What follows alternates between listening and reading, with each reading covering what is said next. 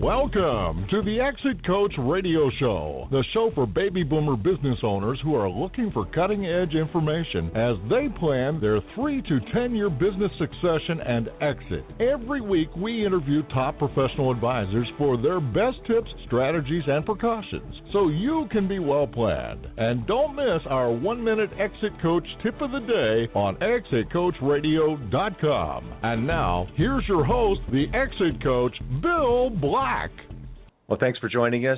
Welcome to the show. Our next guest, well, let me ask you a question first, business owners, listeners out there. Why do you run your business? What do you expect to get? You want results from your business. My next guest is the Chief Operating Officer of Results.com. Stephen Lynch is joining us from San Francisco, and we're going to talk about how results come to play. We're going to talk about Stephen's book, he's the author of the award-winning book, Business Execution for Results, a practical guide for leaders of small to mid-sized firms. It was judged winner in the management category of the USA's 2014 Small Business Book Awards. He's written articles in The Economist, personally consulted with the leadership teams of hundreds of client firms around the world. He writes a weekly email newsletter that has over 40,000 business leader subscribers around the globe. And Results.com is a growth firm with offices in the U.S. and New Zealand, and the methodology they teach clients is the exact same methodology they use to run their own business. So, Stephen, welcome to the show, and thanks so much for joining us today. Bill, it's a pleasure to be here. Thank you for having me. Stephen, tell us a little bit about this, about how Results.com got its start, and a little bit about your background. Well, as you can probably gather from my accent, I'm not from around here. I'm originally from New Zealand, and that's where Results.com was founded. We were founded as a business coaching, as a business consulting firm back in 1996. And for many years, we helped companies to create their strategic plans, and we supported them in the months and years to follow to make sure that they executed those plans effectively. And along the way, we realized we wanted a way to actually track the results of what our clients were doing in terms of how well they were executing their plans, how well they were hitting their numbers. And we started out originally doing that with spreadsheets, tracking key numbers, tracking key projects. Eventually, that evolved into software. And now Results.com has transformed from a business consulting firm that uses software to support its consulting, and we've done a complete flip. We're now a software firm that uses our business consulting pedigree to support our software. Okay, so it's so important that especially small business owners have a handle on their results. But did you find that most small business owners just kind of wing it when it comes into that area?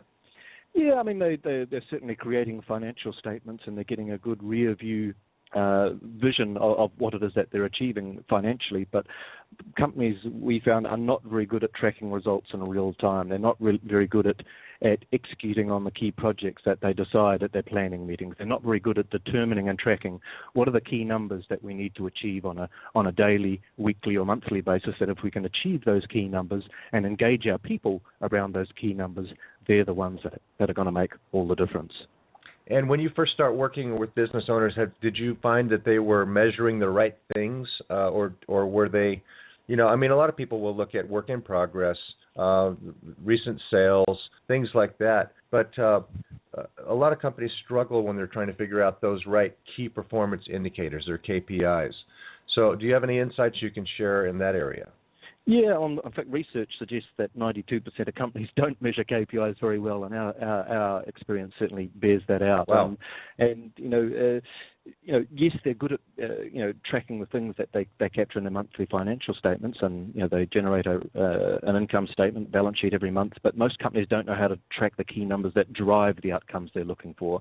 And every industry's got some key metrics that are common to those industries that you can track and use for benchmarking purposes, and we'll probably start there. But what we do is we sit down with each business as part of onboarding them into our software product and look at, I guess, the key drivers of their business, identify the key drivers, and help them figure out, what are the key activities that drive outcomes in this area? What are the key effectiveness measures that drive outcomes in this area? Generally, businesses are pretty good at figuring out the outcomes that they want. They're not always that good at figuring out what are the activities I need to measure, what are the effectiveness metrics I need to measure, and we help and support them in that regard. I see. Okay. And so let's talk about strategic planning for small business owners. What are some of the biggest challenges or mistakes you see in that area? I guess most companies will come to us and they go, here's my strategic plan, and it's basically a lot of goals. And goal setting's good, but goal setting's not strategy. And many companies might think they've got a strategy, but what they've done is an exercise in goal setting. And what we, I guess, have to help them to understand is that, yes, we probably want to grow our businesses, but growth's not a strategy. And maybe you want to improve the quality of your products and services, but that's not a strategy either. And maybe you want to be more efficient, but that's not a strategy either. Or maybe you want to be more agile, and agile's good, but being agile is not a strategy either. It's like, what is strategy? Well, it's about getting really clear on what's happening in your industry, what's likely to happen in your industry in years to come, and going through a disciplined thought process to get a thorough understanding of how your industry is likely to play out, and getting very clear on what are the key moves we need to make here to position ourselves for success this year, but also in years to come. And I guess strategy, it's about balancing two contexts in mind. One of them is like, I've got a business right now, I need to make sure I'm improving it. So short-term strategy is about improving what is. Most people get that, most people understand that. But long-term strategy, you need to think, what do we need to become here? And sometimes it requires forgetting the past and even reshaping your business so that it can more effectively compete in the future. And that's the real challenge, balancing those two opposing concepts. So you've got to run the business and improve the business that you have, but you also got to think, what do we need to be? What do we need to create here? And keep both of those contexts in mind at the same time. That's great information. So it's focusing on your industry, focusing on the short term and long term. What's the definition of short term and long term these days? I mean, it's changed radically from before. Yeah, short term for me, I like to think in terms of quarterly sprints. Let's get clear each and every quarter, what are the top three things that if we could get them done this quarter would make the biggest difference. And I limit people to three. I remember Steve Jobs from Apple did something similar with his executives. He'd take them to an offsite. He'd say, what are the 10 things we need to get done? And everyone would fight to get their item on the list. And he'd list up the top 10 eventually. And then he'd go, okay, we can only do 3 of these. And he'd pare it right back to 3. And you need to do that with your business as well. Okay, you might have a whole lot of things you want to do this quarter, but we're going to focus on 3. What are those 3 things that are going to make the biggest impact on our business? And for me, short-term strategy is about getting very clear on what are those 3 things that are going to make the biggest difference. Long-term strategy, I like to look 3 to 5 years out, and many people sort of struggle with that. And it really does require going through a disciplined exercise and understanding the key forces that are impacting your industry now or are likely to impact your industry in the future, and make some educated bets on what direction you need to pursue in order to set yourself up for success in the future. Because as everyone's probably aware, we've got an accelerating rate of technological change. We've also got a lot of societal change happening, and businesses struggling to keep up with many of the changes. Yeah, I was going to say, in today's technology world, 3 years or 5 years can be a radical difference from where you are today. You really need to bring in some insights and experts on your industry at that point, definitely, to figure that out, because you need to figure out what all is going to change by then. It's amazing the rate of change today.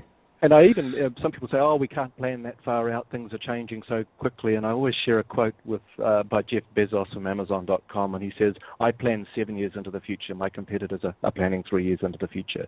And I figure, well, here's a company right at the forefront of the technological revolution. He's looking that far into the future.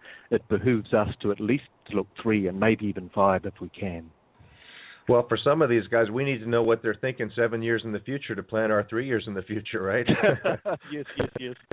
Because some of their platforms are out of this world. Now, let's talk about transparency. And one of the things that we talk about a lot for business owners, especially in our audience, is that you need to have these KPIs and this dashboard put together so that you can manage your business and elevate yourself to the owner position as opposed to the doer position. And your company, Results.com, provides management dashboard software that helps organizations be more transparent in the way they manage their business. So tell us a little bit more about the importance of transparency.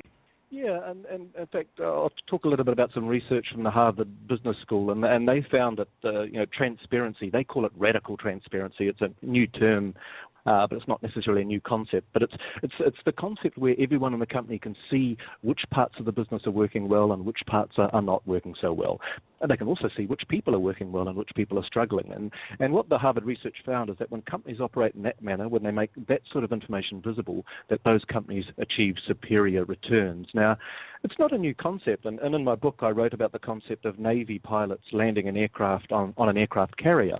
And every time they land, they go below deck and they get to see how their landing scored. And every pilot gets their landing scored for safety and technique. And they get a little score plotted on a board, which the Navy call a greenie board. And your landings are graded green, yellow, or red. Green being a good, safe landing. Yellow, you can do better. Red, no, that's an unsafe landing and we need to work on your technique. And any Navy pilot will tell you no one wants to have those red marks next to their name, and no one wants to be at the bottom of the greenie board. So even without their officers having to say anything, those pilots are already thinking, what do I need to do to improve my performance here? They're getting together collaboratively and helping to support each other to improve their performance. So that's the concept. It's like making performance visible in real time so that people can see it, that people can discuss it, and that people who are performing well are getting acknowledged for their contribution, but also those people that require our help and support, we know where we need to focus our time and attention to help and support those people. That's fascinating. So creating those visible dashboards that are then shared with management in the company, so that everybody, without speaking a word, everybody is figuring out, okay, how do we improve these areas that need to be improved? It's baked into the day-to-day operations of the company.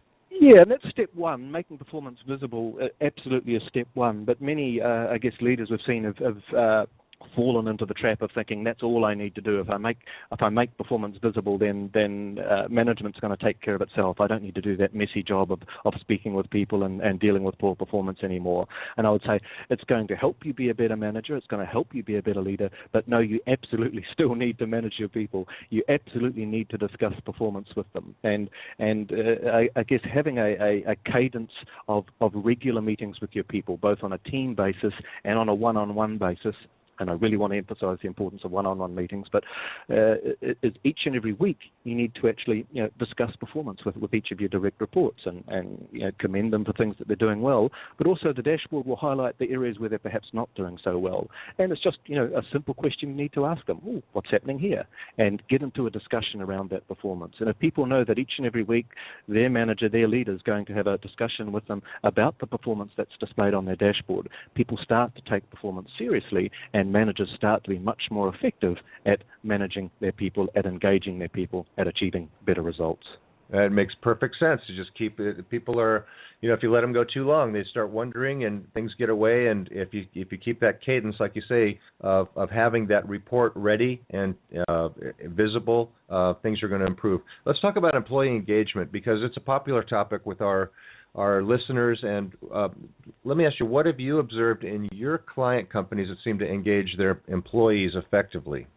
Probably two things. One of them is people want to do meaningful work. So what is it about what your organization does that provides meaning for people? We call it a core purpose. Other people have different names for it. But, people want to feel like they're doing something that's meaningful, a reason for getting out of bed in the morning beyond simply earning a paycheck. And it's one of the hardest things very often for people to figure out. I mean, you've got a product, you've got a service, but that's not really the purpose of your company. The purpose of your company, what is the difference you're making in the lives of the people you touch, and getting very clear on what that is and engaging your people in what that purpose is. So it's beyond what your product or service is, because that's going to change. In years to come, your product or service could look very different, but your core purpose should be something that's a relative constant in your business. And when you can figure out what that is, and when you can engage your people in what that is, it goes way beyond money. Yes, people do it because they want to do it, because they're aligned to what it is that you're doing. So that's the first part, providing meaningful work for people and articulating, what is our reason for existence here? What's the difference we're trying to make in this world? But the other key aspect to employee engagement, and the research backs this up, is the concept of progress. And the most powerful motivating factor for people is being able to see progress in what it is that they're doing, that they're progressing in their careers, that they're progressing in what it is that they're doing right now. So they want to see that that I'm making meaningful progress on the goals that I'm working on. And the way to engage your people is to make them feel like winners. And the best way we've found to do that is to let them have what I call small wins every week. And these small wins are the incremental steps towards our longer term goals. And the research shows that when people can see tangible progress and experience small wins, often they become much more engaged and productive. So yes, dashboarding software can actually be very powerful in that regard, because people can see each and every week, hey, I achieved my goals this week. I got my tasks done this week. We want people to go home with their heads held high each and every week, feeling like a winner. And I guess where I see many companies come unstuck is that, when they're setting goals, they want to they optimize performance, and they set these challenging goals and targets, and they call them stretch goals, and they think if we aim for the stars, we might reach the moon. And I really want to set these lofty stretch goals for my people, because that's going to spur them on to even greater heights. And unfortunately, it doesn't work out that way in our experience, and we're in a privileged position where we get to see thousands of companies working on their goals, and we get to see what really works and what doesn't across a really broad cross-section of industries. And what we've found is that rather than motivating your people, setting these big lofty stretch goals, it actually seems to have the opposite effect. It actually demotivates people. People look at the goal, and if they think, I'm not going to be able to achieve that easily, they can actually go, well, what's the use? I'm going to turn up, I'm going to work hard, but I don't think I'm really going to achieve this goal. And they can actually start to become a little bit apathetic.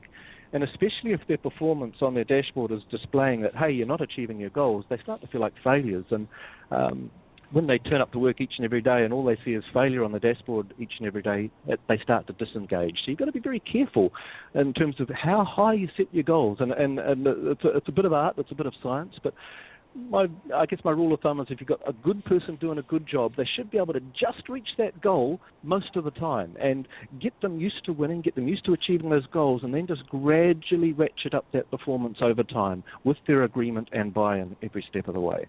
But that's great insights. Everybody feels like they want to be associated with a winner, and they want to win themselves. So give them what they need to feel.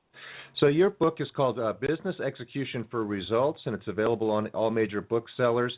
And then tell our listeners a little bit about, just a brief amount about Results.com software platform and how they can learn more about that. Yes, I guess our website is one of the easiest ones to remember. It is results.com, and if you go to results.com, you can request a demonstration of our software. What it's going to do is it's going to help you track and drive your key projects and tasks in your business, track and drive your key numbers in your business, but most importantly, it's going to enable business leaders, business managers to run more effective meetings with their people. That is the key to success we've found, is being able to have meaningful discussions with your people each and every week around performance, to acknowledge and praise people for good work, make them feel like winners, but also to reach out and be able to help and support those people who are struggling right now. And being able to run effective meetings is key, where you've got the data you need to have meaningful discussions and make meaningful decisions.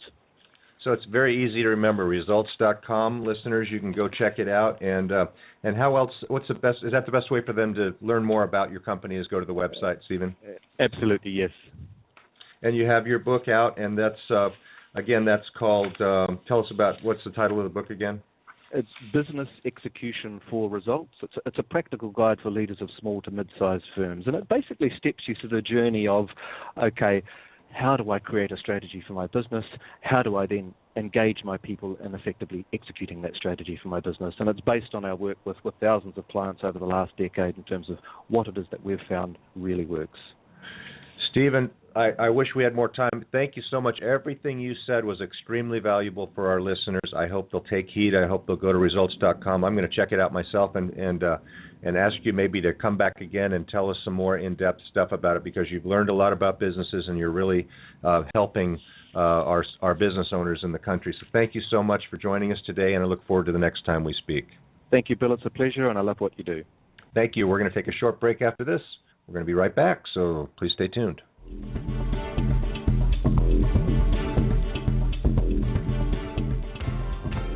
Does thinking about what will happen to your business if you're gone keep you awake at night?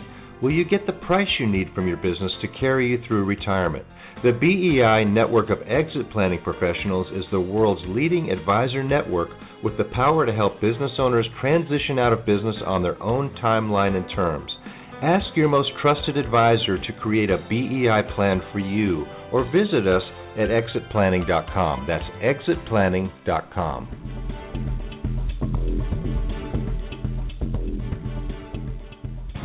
You're listening to ExitCoachRadio.com, the information station for age 50-plus business owners. where we're interviewing top advisors for their best tips, ideas, and precautions so you can be well planned. We upload new 1-minute tips every day. ExitCoachRadio.com. Come listen for a minute.